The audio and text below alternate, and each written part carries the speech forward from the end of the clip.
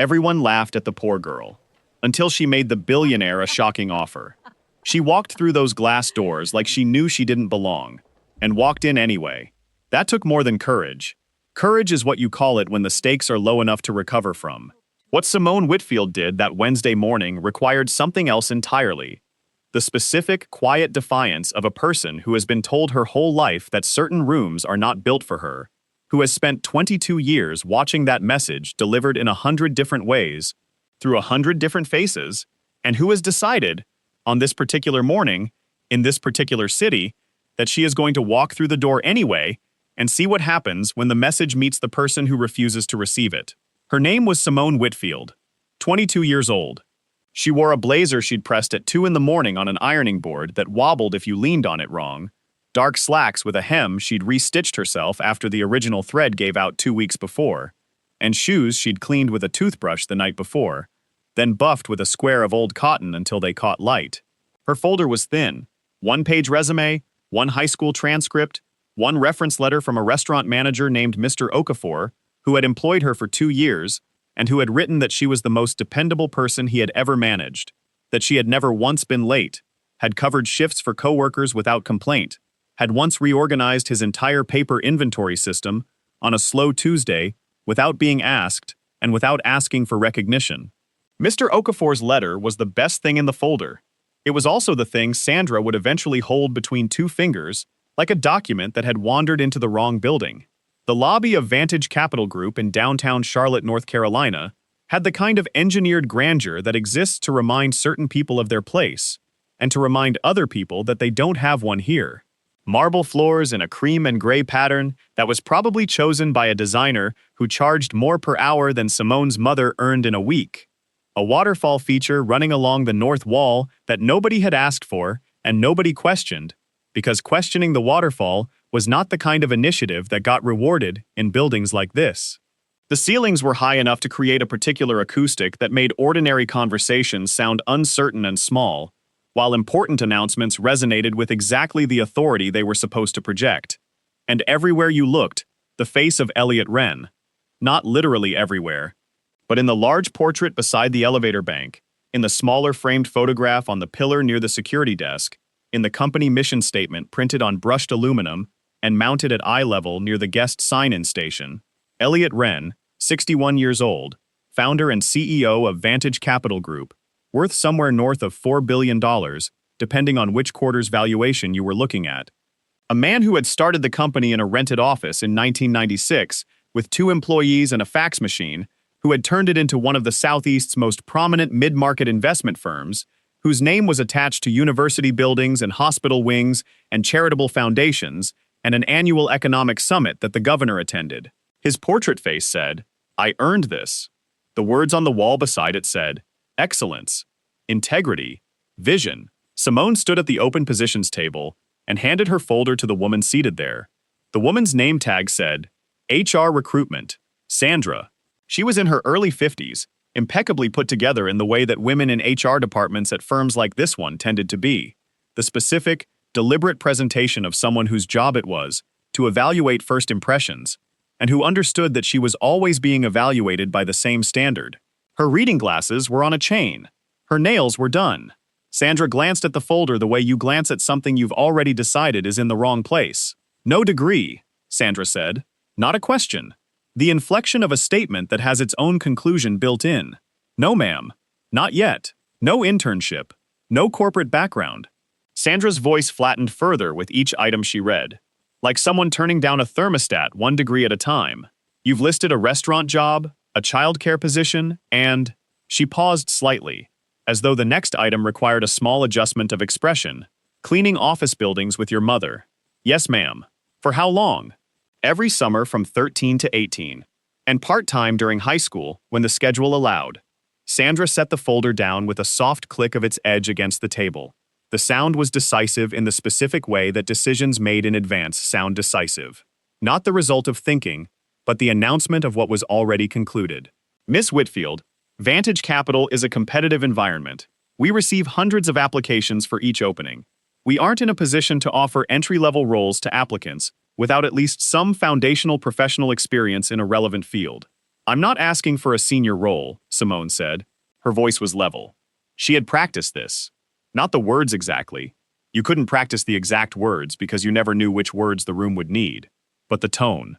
The specific quality of a voice that is not pleading, not performing, not trying to be liked. Just saying what it came to say. I'm asking for the job nobody else wants. The mail room, the copy room, document filing, reception backup, supply ordering. I will come in early, and I will stay late, and I will not miss a single day. A man standing nearby in a charcoal suit, waiting for his own appointment, leather briefcase at his feet, already wearing the particular expression of someone who has decided he belongs here and resents anything that complicates that, let out a breath through his nose. Not quite a laugh. The sounds that aren't quite laughs are sometimes the sharpest ones. This table is for qualified candidates, he said. Not to Simone exactly, more to the air between them. A woman beside him with a leather portfolio didn't even look up from her phone. Some people confuse determination with qualification. Sandra said nothing to correct either of them. That was its own answer. Simone's jaw tightened, but she kept her eyes on Sandra. Not on the man, not on the woman, on Sandra, who was the door, regardless of what was standing in the hallway. My mother cleaned the offices of 3 different financial firms for 11 years. I came with her every summer starting at 13. I know how these buildings run from the inside, not from the 38th floor, but from the service elevator and the file room and the printer corridor at 11 o'clock at night, when everyone with a title has gone home. I know what gets filed wrong. I know what gets lost. I know what people with expensive degrees stop noticing because they stopped looking at the small things the moment they got the big title. She kept her voice even. I am asking for the smallest job in this building. Give it to me. Sandra folded her hands on the table. A practiced gesture. The gesture of someone who has ended a great number of conversations with the same composed finality. I appreciate your confidence, Miss Whitfield, but our entry-level positions require at minimum an associate's degree and 2 years of relevant administrative or professional experience. That is a firm requirement across all departments. I'm not in a position to. Then I have a different offer, Simone said. Sandra blinked. Just once. But it was enough. I beg your pardon? Before we go any deeper into Simone's story, I need you to take 1 second right now.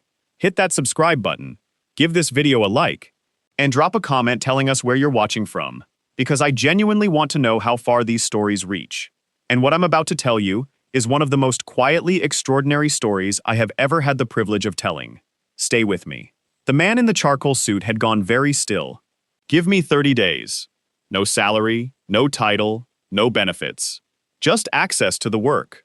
Assign me to whatever entry-level administrative function currently has the most backlog. The filing that nobody's gotten to. The scheduling requests that are sitting in an inbox. The copy room inventory that hasn't been reconciled in 2 quarters. Give me 30 days. At the end of it, you evaluate the work against whatever your current standard is. If I don't outperform whoever is currently in the lowest administrative position at this company, I walk away and I never come back. No complaint, no appeal, no legal claim. Done. Sandra stared at her. The lobby had changed quality around them. It was still loud in the way lobbies are loud. People coming and going, the soft chime of the elevator, the waterfall doing its pointless waterfall thing. But the space immediately around the open positions table had gone very attentive. The man in the charcoal suit was no longer looking at his watch. The woman with the leather portfolio had put down her phone. Simone continued, her voice exactly the same as it had been from the first word. That is not a desperate person begging for charity. That is a person who is certain enough in her own ability to offer you a free trial. In my experience, the only people who refuse free trials are the ones who are afraid of what the results will show. Before Sandra could formulate a response, and Sandra was clearly working on one, you could see it in the compressed line of her mouth. A voice came from behind Simone. Who approved you to make an offer to this company? It was not a hostile question. It was a genuinely curious one.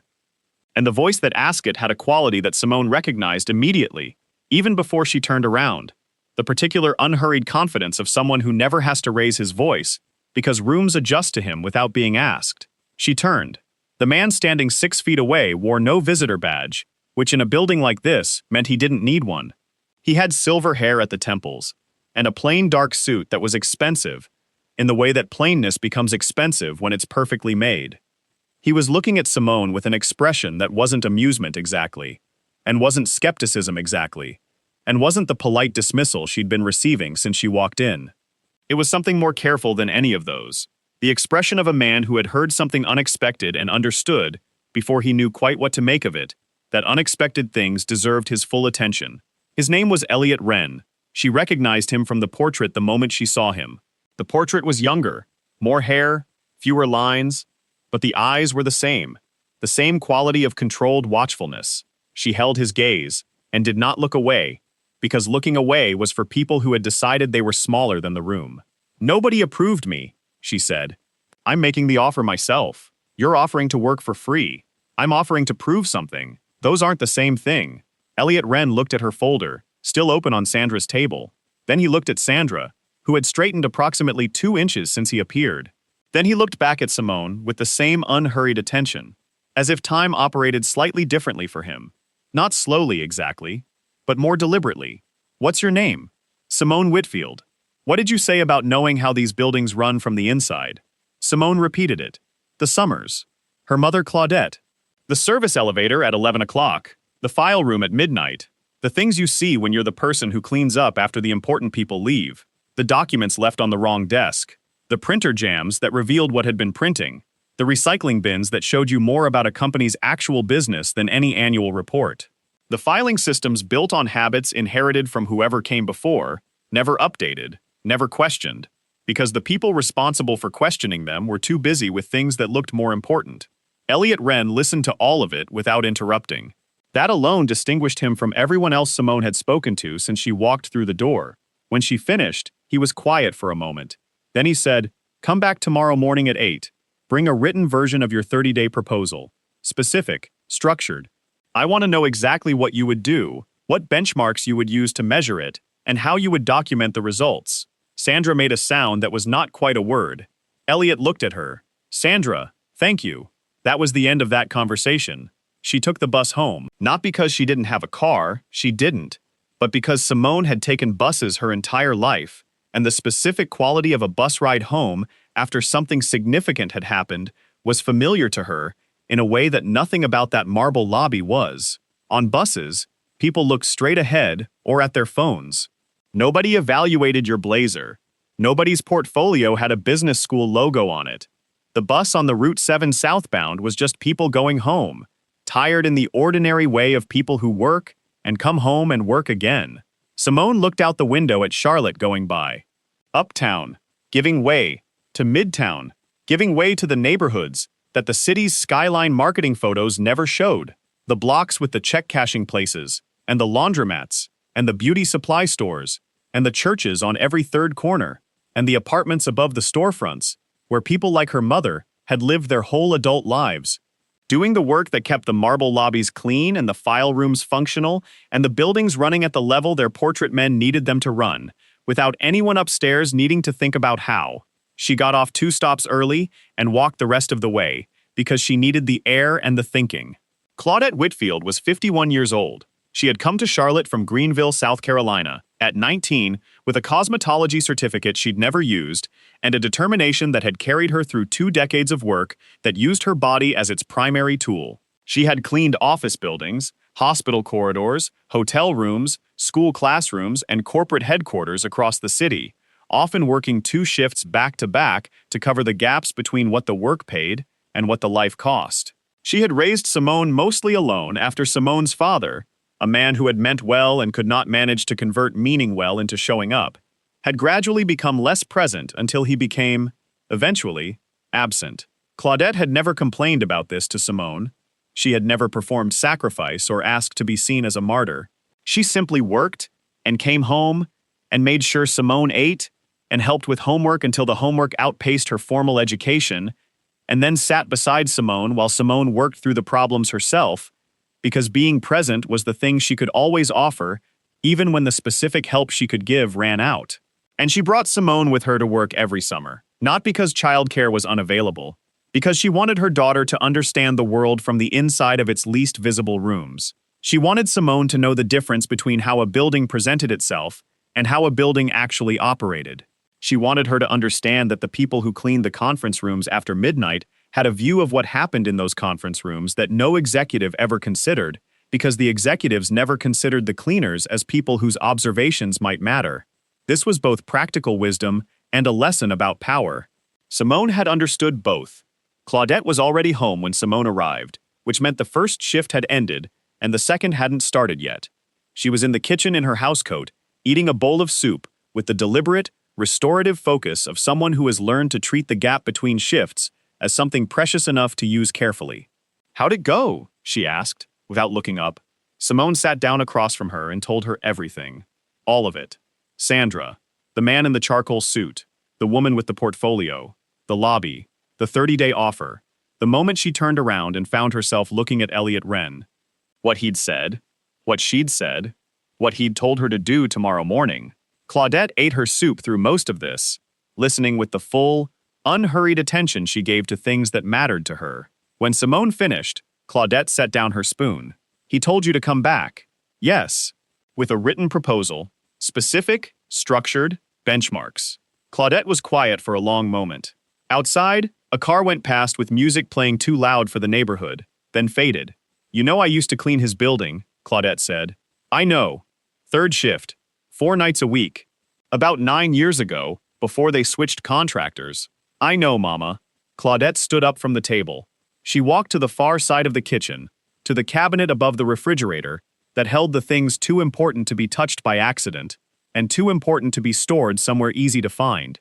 Old insurance documents, Simone's birth certificate, a photograph of Claudette's mother that she'd had since she was 12, a small Bible, and at the very back, pressed flat against the cabinet wall behind everything else, a manila envelope sealed with 2 strips of tape that had yellowed and stiffened over 9 years. She brought it to the table and set it down in front of Simone. "I've been keeping this because I didn't know what else to do with it," she said. "I've been keeping it because throwing it away felt like saying I imagined the whole thing, and I didn't imagine it." Simone looked at the envelope, then at her mother. "What is this?" "Open it." Inside, photocopied documents, routing slips from 9 years ago, the paper slightly yellowed at the edges but the print clear. A memo on Vantage Capital letterhead, with a name circled in red pen, Chief Compliance Officer, Derek Holt, and numbers beside the name, figures, account codes, transfers between internal accounts that were labeled one way in the documentation and routed in ways that the labels didn't support. A separate sheet in Claudette's careful handwriting, listing the dates she'd found things, the locations in the building where she'd found them, and what she'd observed. "I found those over 3 weeks, Claudette said. "Papers left out after late meetings, printouts in the recycling bins that weren't shredded the way they should have been. I didn't know exactly what I was looking at. I knew it didn't match." Simone was holding the documents under the kitchen light, reading carefully. "I reported it to the building management company," Claudette said. "Not to Vantage directly. I didn't know who to call at Vantage, and I wasn't sure I should call them at all given what I'd found. Building management told me I'd misunderstood accounting procedures, that what I'd seen was routine internal transfers, that cleaning staff weren't in a position to evaluate financial documentation." She paused. 2 weeks later, my contract was terminated. They said the cleaning schedule was being restructured.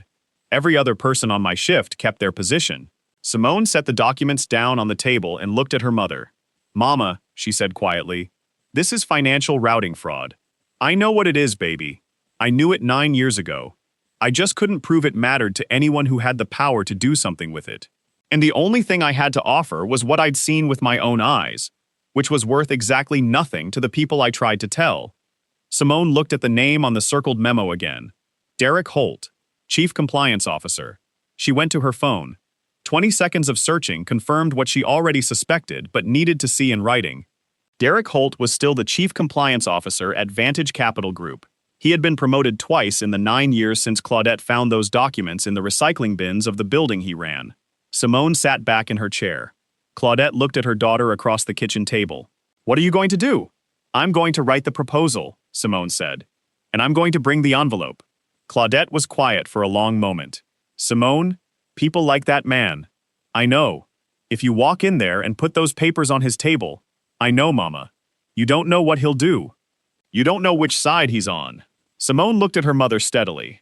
"Then I'll find out tomorrow morning." Claudette looked at the envelope on the table. 9 years of careful keeping. 9 years of holding something that was too important to throw away, and too dangerous to use. She pressed her lips together the way she did when she had decided something but wasn't ready to say it yet. Then she said, "You take a copy. You leave the original with me." "Yes, ma'am." "And you call me the minute you're out of that meeting." "Yes, ma'am." Claudette reached across the table and put her hand over Simone's. She did not say anything else for a while. The soup had gone cold. The gap between shifts was almost used up, and in the kitchen cabinet above the refrigerator, there was one fewer sealed envelope than there had been an hour ago. Simone wrote until 3 in the morning, not because the proposal required that many hours to write, but because she wrote it 3 times. The first version was too defensive. It spent too much time explaining why her experience was valid, and not enough time demonstrating it. The second was better, but too sparse. The third she wrote, starting from the end. What would the result look like after 30 days if she succeeded? Then she worked backward from that result to the specific actions required to achieve it, and the measurable benchmarks that would confirm each action had been completed. It ran to 4 pages, single-spaced, with a summary section at the top and a proposed evaluation framework at the bottom that she had based on documentation standards she'd studied during 2 months of reading about corporate administrative processes, because she had known, since she was 17 years old, that she was going to apply for jobs in buildings like Vantage Capital Group, and that she was going to need to know more than they expected her to know. She read it through twice before she went to sleep at 3:15. She woke at 5:45. She showered, pressed the blazer again, ate 2 slices of bread with peanut butter, because there wasn't time for more, and left the apartment at 6:50, with the proposal, the copied documents from the envelope, and the same thin folder she'd carried the day before. She arrived at Vantage at 7:42, 18 minutes early. She sat in a chair in the lobby and waited. Mr. Collins, the head of building security, a broad-shouldered man in his 60s who had been at his post in that lobby for 14 years, glanced at her from behind the security desk. He said nothing for a few minutes. Then he said, "You were here yesterday?" "Yes, sir." "Come back for a meeting?" "Yes, sir." He nodded slowly. The nod of someone who has watched enough people come and go through a lobby to know the difference between the ones who come back because they have something real and the ones who come back because they don't know when to stop. He seemed to file her in the first category without making a production of it. "Water cooler's right behind you if you need it," he said, and went back to his log. At 8 o'clock exactly, James appeared. He was composed, professionally neutral, and moved with the efficiency of someone who had organized the schedules of important people for long enough that he had internalized precision as a personality trait.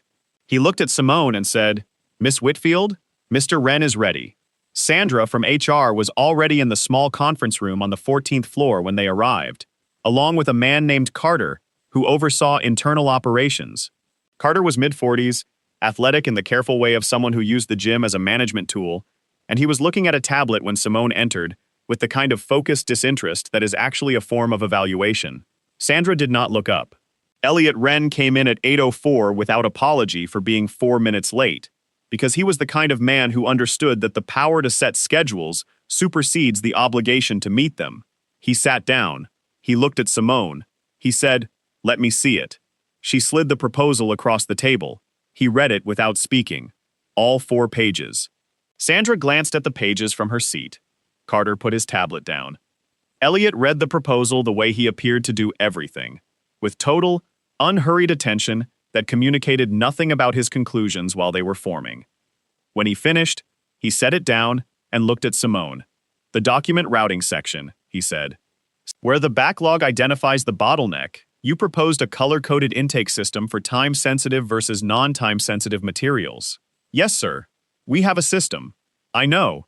It's described in your public-facing administrative documentation.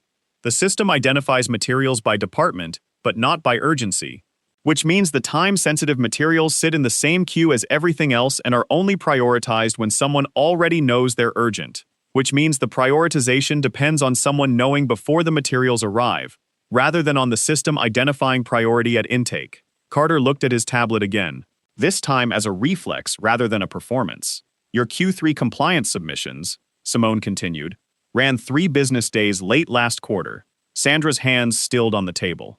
"That's reflected in the regulatory filing date," Simone said. "The filing is public. The reason for the delay isn't."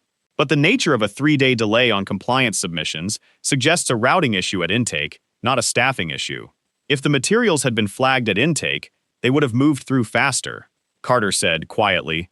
How did you determine it was a routing issue rather than a staffing issue?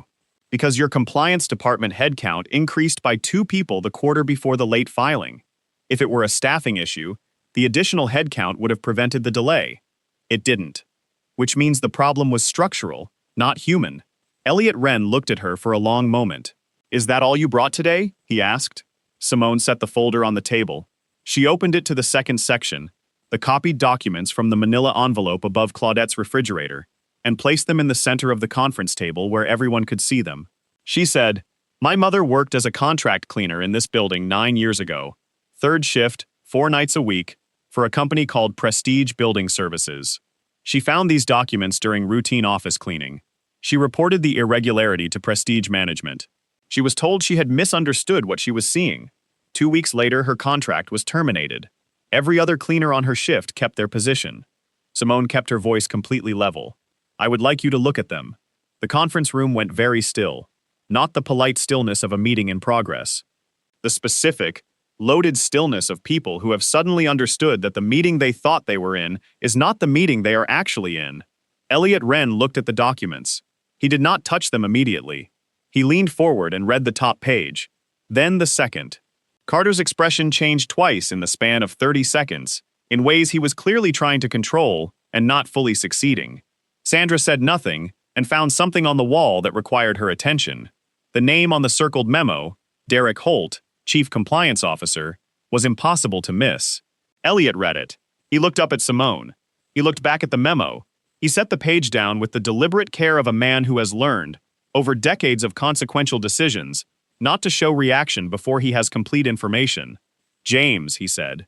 His assistant appeared immediately, which meant he'd been standing just outside the door, which meant James understood that consequential meetings had a way of requiring immediate support. Get me Robert Fenn from legal. Tell him it's not a meeting. It's now. Tell him to come here. Carter made a motion to speak. Elliot looked at him. It was a brief look, a quiet look, but Carter settled back in his chair without making a sound. Elliot turned to Simone. Your mother. Her name? Claudette Whitfield. Is she reachable today? She's at work, but she'll take my call. I'd like to speak with her. Not today. Not before she has time to consider it. I'd like you to tell her that this company wants to hear from her, in whatever setting she's most comfortable with, and that she's welcome to bring independent legal representation. This company will cover the cost of that counsel. That is not a favor. It's an obligation. Simone looked at him steadily. Why? Because if what these documents suggest is accurate, your mother reported something real and was punished for it. That requires a specific kind of correction, not an apology, not a gesture. A correction. You don't know me. You don't know her. You've had these documents in front of you for 60 seconds. Why do you believe what she found? Elliot Wren picked up one of Claudette's photocopied routing slips. He held it for a moment, reading it. Then he stood and walked to the far wall of the conference room, where the company's operating charter was framed. The formal, legal-weight document that described how Vantage Capital Group was supposed to operate, signed at the bottom with his name in his handwriting. He held the routing slip beside it. He looked at both documents. Then he looked at Simone. Because I built this company to operate a certain way, he said. And what I'm looking at in this routing slip doesn't match the way I built it to operate, which means either your mother misunderstood something 9 years ago, or something inside this company has been operating a different way for a very long time. He set the slip down. I would rather spend 6 weeks finding out she misunderstood than spend 6 seconds pretending I don't need to look. For the first time since she walked into that lobby 2 days ago, Simone felt something in her chest that she had spent years keeping very quiet and very small. Not relief, not triumph, something more complicated than either. The particular, exhausting weight of having believed something for a long time against the evidence of everyone telling you it wasn't worth believing, and then watching a single conversation begin to confirm that the belief was right. She kept her face still. I'll call her tonight, Simone said. Robert Fenn arrived in 7 minutes. He was a compact, gray-haired man with the specific alertness of someone who processes information for speed rather than thoroughness, and then goes back for thoroughness once the speed assessment is done. He looked at the documents for 4 minutes. He asked Simone 3 questions. He asked Carter 2. He asked Elliot 1. The question he asked Elliot was, "Is this room sealed from here?" Elliot said, "It is now." Robert looked at Carter. "Who else in operations has accessed compliance routing records in the last 90 days? Carter said, "I'd need to pull the access logs." "Pull them. Don't tell anyone you're pulling them." Carter left the room. Sandra had not spoken in 20 minutes. Elliot looked at her and said, "Sandra, I'd like you to pull Derek Holt's personnel file, his promotion history, and the documentation on the contract termination for Prestige Building Services 9 years ago." Sandra said, "Of course." She left the room without looking at Simone. When only Elliot, Robert, and Simone remained, Robert looked across the table at Simone, with the practical, assessing gaze of someone who had spent decades evaluating people for what they actually knew versus what they thought they knew. "You identified the routing anomaly in these documents yourself?" "My mother identified it 9 years ago. I confirmed what she found was consistent with what I know about compliance routing documentation." "What do you know about compliance routing documentation?" "Enough to know these transfers were logged to accounts that shouldn't have received them, and that the memos attached to them describe purposes that don't match the amounts or the routing paths." Robert looked at Elliot. "Where did she come from?" "The lobby," Elliot said. "Yesterday." Robert looked back at Simone. "All right," he said. This was apparently Robert Fenn's version of a compliment. The investigation that followed took 11 weeks. It was not dramatic in the way that the movies make investigations dramatic. No late-night confrontations, no documents dramatically sliding across tables, no one being arrested in the lobby with handcuffs while the staff looked on. Investigations at the level Robert Fenn conducted them were methodical and quiet and moved with the specific, controlled deliberation of processes designed to be airtight rather than fast. Evidence was gathered. Access logs were analyzed. Financial records were subpoenaed through proper legal channels. Interviews were conducted, documented, and cross-referenced. External forensic accountants were brought in on the 2nd week. A second law firm was engaged on the 4th week, when the scope of what Robert was finding expanded beyond what his initial assessment had anticipated. What they found was not limited to the routing slips Claudette had photocopied. Those routing slips were the edge of something considerably larger, a pattern of internal financial manipulation that stretched across 7 years, involving 4 people in the compliance department and 2 in external vendor relations, designed to redirect fees from certain investment transactions through a series of accounts that ultimately benefited individuals at the firm through vehicles that were deliberately structured to be difficult to trace. The total amount involved when the forensic accountants finished their work in week 8 was not the kind of number that fit comfortably into a sentence without requiring a moment of silence. Derek Holt was placed on administrative leave in week 2. His access to company systems was suspended the same day by 11 a.m. before he had arrived for his morning meetings. He resigned in week 6 through his attorney in a letter that contained 7 paragraphs and acknowledged nothing. Legal referrals were filed with the Securities and Exchange Commission in week 9. Federal prosecutors received a referral in week 10. 2 additional employees in the compliance department were terminated. 1 in vendor relations resigned on the same day she learned the referral had been filed. Carter, whose access log review in that first afternoon had revealed a pattern of unusual queries that he could not explain to Robert Fenn's satisfaction, was placed on administrative leave in week 3 and ultimately terminated in week 7 after the forensic review found that while his involvement was peripheral rather than central, it was not absent. Sandra, who had not been involved in the financial misconduct and whose involvement was limited to the much less significant matter of being dismissive to a woman in a lobby, was not investigated in connection with the fraud.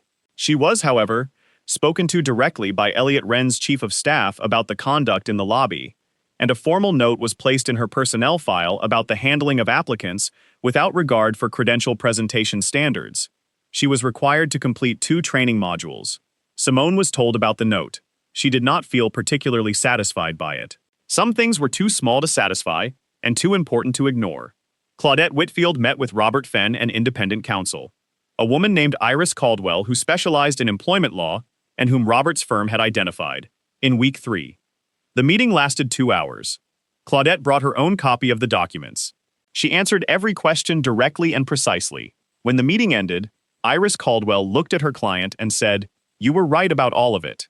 Claudette said, "I know. I've known for 9 years." The formal settlement was completed in week 10. It was not characterized as a charitable payment or a goodwill gesture, or a recognition of an unfortunate situation. The settlement documents stated explicitly that the termination of Claudette Whitfield's cleaning contract with Prestige Building Services, contracted by Vantage Capital Group, had been a retaliatory act following her legitimate report of financial irregularities, and that the company accepted responsibility for the circumstances that led to that termination. The settlement included financial compensation for lost earnings and damages, calculated from the date of termination to the present. Claudette signed the documents at Iris Caldwell's office on a Thursday afternoon in November. She was wearing her good coat. When Iris handed her the signed copies across the desk, Claudette held them for a moment without speaking. Then she said, "I need to call my daughter." Simone's 30-day proposal was never officially activated. Not because it wasn't good enough. Because on the 43rd day after she first walked through those glass doors, Elliot Wren called her into the same small conference room on the 14th floor, this time without Sandra, without Carter, with only James and Robert Fenn, and a woman from HR named Patricia, who had been brought in during week 3 of the investigation, and offered her a paid position. Junior Administrative Coordinator, reporting to James. Structured training schedule. Documented performance benchmarks. A 6-month review, at which the contract would either be renewed or not based on objective evaluation of her work product. He explained these terms carefully, and then said, "This is not a gift. You'll be evaluated the same as anyone else in this role. If you don't meet the benchmarks at 6 months, the contract won't be renewed. No exceptions for circumstances." "I don't want exceptions for circumstances," Simone said. "I want a fair evaluation. That's what this is. Then I accept." Patricia processed the paperwork. Her manner was professional and direct and entirely different from Sandra's, which Simone noted without commenting on it. On her first official morning, Simone arrived at 7:30. Mr. Collins was at the security desk. He looked up when she came through the door and held her gaze for a moment in the way he'd held it that first morning when she'd been early for a meeting with the man who ran the building. "Permanent badge comes next week," James had told her. Until then, she was wearing a visitor badge with her name on it. "You sure about this place?" Mr. Collins asked. Not aggressively, with the genuine curiosity of someone who had seen enough people come and go through this lobby to know that certainty was a complicated proposition in buildings like this one. Simone thought for a moment about the envelope above the refrigerator, about her mother sitting in Iris Caldwell's office holding signed documents, about the 9 years of coming home tired and keeping something sealed in tape in a cabinet, because throwing it away felt like saying it hadn't been real. "Nobody should be certain about a place," she said. "You should just be certain about yourself." Mr. Collins considered this. "Your mama teach you that?" "We taught each other." He smiled at that, the genuine kind, the kind that involved his eyes. He stamped her visitor badge and buzzed the gate open. She went through. The first weeks were difficult in the specific way that learning is difficult, when the thing you're learning is more complex than anyone explains in advance, and the cost of getting it wrong is visible to everyone around you. Vantage Capital Group's administrative systems were sophisticated and often contradictory, layers of process built on top of other layers of process in the way that organizations accumulate procedure over time without always rationalizing it. There were filing protocols that nobody had documented and calendar conventions that existed as institutional memory rather than written standards, and a dozen small operational details that James knew and that Simone needed to learn through observation, error, correction, and careful documentation of what she'd learned. She made mistakes, she corrected them. She wrote down everything she corrected so she would not make the same mistake twice, and then she organized her notes into a reference document that she updated every Friday before she left for the weekend. James noticed the document on her 3rd week. He read it without commenting. At the end of the following week, he told her that the document was the kind of initiative that made his job measurably easier, and that if she kept it current, he would like to use it as the basis for an administrative orientation guide for future hires. That was James's version of high praise. She learned the calendar system. She learned the document routing protocols, which she helped refine over the course of her first 2 months, implementing elements of the intake system she'd proposed in her original proposal that reduced the department's administrative backlog by 31%, a result that Robert Fenn noted in a memo and that Patricia added to her personnel file. She learned which meetings required secure conference lines, and which documents needed dual signatures, and which executives had a habit of approving things without reading them closely, and which ones read everything twice and asked questions that required precise answers. She learned how to answer the questions that required precise answers. She ate lunch in the break room on the 7th floor because the cafeteria on the executive level was technically available to her, and she chose not to use it, because she wanted to hear how the people in the middle of the building talked to each other when they were not performing for anyone above or below them. She learned more in those lunch breaks about how the organization actually functioned, as opposed to how it presented itself, than she learned in any formal briefing. At the end of the 6-month review, Patricia sat across from her with a document that had scores in 7 categories. All 7 were above standard. "Congratulations," Patricia said. "Your contract is renewed. Annual term, with a raise." Simone took the document. She read it carefully. She signed where indicated. She said, "Thank you." She called her mother from the parking garage on the way out. Claudette answered on the first ring. "Well?" she said. "Renewed," Simone said. "Annual contract. Raise." The sound Claudette made was not quite a cry, and not quite a laugh. It was the sound that lives in the small space between those two things. The space where a person ends up when something they have hoped for, and worked toward, and spent years believing was possible, is confirmed to be real. "Come home for dinner," Claudette said, when she'd collected herself. "Yes, ma'am. I'll make the thing you like." "Yes, ma'am." Simone stood in the parking garage for a moment after she hung up. The concrete around her was exactly as cold and unglamorous as parking garages always are. Nothing about it looked like victory, but she had learned, from watching her mother carry impossible things across 2 decades of double shifts and sealed envelopes and kitchens that smelled like industrial lemon, that victory never looked the way photographs said it would. It looked like a parking garage. It looked like a phone call. It looked like someone on the other end saying, "Come home for dinner," in a voice that understood what the dinner was actually for. 3 months after the contract renewal, Elliot Wren passed Simone in the hallway outside the records department on a Tuesday afternoon. He stopped. She stopped. They had spoken 6 times in the month since that conference room meeting. Brief, professional, purposeful exchanges about work products or administrative matters. Never about what had happened in the lobby, or the envelope, or Claudette. Not because it was being avoided exactly. Because neither of them had needed to say anything more about it than what had already been said, and both of them were the kind of people who understood that reopening a conversation, just to review its conclusion, was a form of vanity. But this afternoon, in the hallway outside the records department, Elliot Wren stopped. "I've been thinking about something," he said. "Sir? You never told me what you were going to say. If I'd called you back up after the 30 days and told you it hadn't worked out, if I'd said, 'Thank you for your time. It wasn't what we were looking for. Good luck.'" Simone considered this.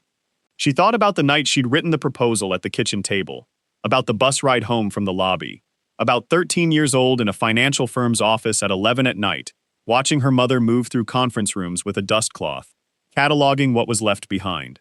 "I was going to tell you that the problem was never me," she said. "The problem is that this building, like a lot of buildings, was built to notice the wrong things. You notice what people don't have on paper. You miss what they actually do. My mother cleaned your offices for years and noticed something your entire compliance department missed. Not because she has a finance degree, because she was in the room at midnight when nobody was watching and she was paying attention. Because the people who do that kind of work have learned that paying attention is the only protection they have." She paused. "I came in here with a thin folder and found a fraud trail that had been sitting in a filing system for 9 years. And I was going to tell you that I wasn't going to beg you to see that. I was going to leave. And I was going to make sure my mother knew before I left that what she saw mattered, whether your company ever admitted it or not." Elliot was quiet for a long moment. The hallway was ordinary around them. Carpet, fluorescent light, a fire exit sign, the hum of the ventilation system. The kind of ordinary that holds the shape of extraordinary things without advertising it. "She was right," Elliot said, "and so were you." Simone nodded. "I know," she said. "I just needed the room to prove it." Elliot looked at her for a moment. Then he said, "The intake system you rebuilt in the first 2 months, Robert's team wants to apply it to 3 other departments." "I'll write the adaptation framework," Simone said. "I know you will." He kept walking. She kept walking. In the records department, behind a newly organized set of filing cabinets that used a color-coded intake system that nobody had asked for, and that had reduced the department's administrative errors by 40% since implementation, the work was waiting. She went in and got started. There is a version of this story that some people would prefer. In that version, a poor girl humiliates a room full of rich people by being smarter than all of them, and a billionaire has a change of heart and hands her a trophy, and everything that was wrong gets dramatically corrected in a single moment of cinematic justice, and everybody goes home with the clean feeling of a story that ended the way it was supposed to. That version is comfortable. It asks nothing of the person watching it. This story is different. This story is about Claudette Whitfield cleaning offices at midnight for 11 years and carrying a sealed envelope in a kitchen cabinet because she knew what she saw and couldn't prove it mattered and refused to pretend she hadn't seen it. It is about a woman who did not get to be part of the resolution of the thing she identified, who was punished for identifying it, who survived that punishment through the specific stubbornness of a person who has decided that the truth is not less true because nobody with power wanted to hear it. This story is about what that kind of stubbornness produces when it has a generation to develop. Simone Whitfield did not walk into that lobby because she was desperate. She walked in because her mother had spent 19 years teaching her, through everything she did and said and kept and refused to throw away, that certain things were worth walking toward, even when the room on the other side of the door was designed to send you back. We are American Truth Tales. Hit the like button, 1 second, right now. It tells us to keep going. Subscribe to American Truth Tales and never miss what comes next. We are here every single week with the stories that don't make headlines but should. The ones about ordinary people doing extraordinary things, quietly, without applause, just because they understood what was right. Leave a comment. Tell me which moment in this story hit you the hardest. Thank you for watching all the way to the end. Thank you for being here. We'll see you in the next one.